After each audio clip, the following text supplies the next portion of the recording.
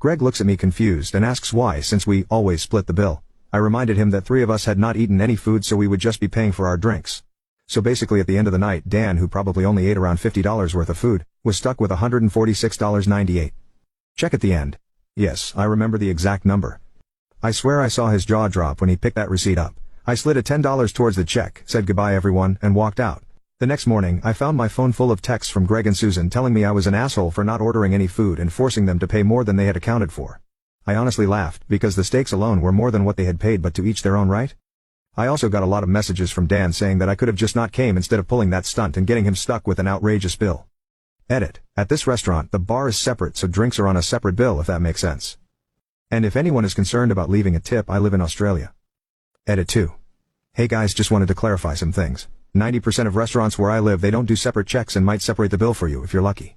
By the way, this post is in Australian dollar, so if you want the amounts in United States dollar you have to convert it. Dan could have easily asked Greg and Susan to transfer him the money if he wanted, but he's always been about helping them through their financial hardship, even though they're just using him and keeps dragging me into it.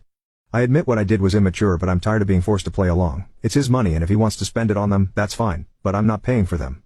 Also Dan's a really good friend of mine, albeit blind as fuck. I was just trying to get him to see what kind of people he was helping.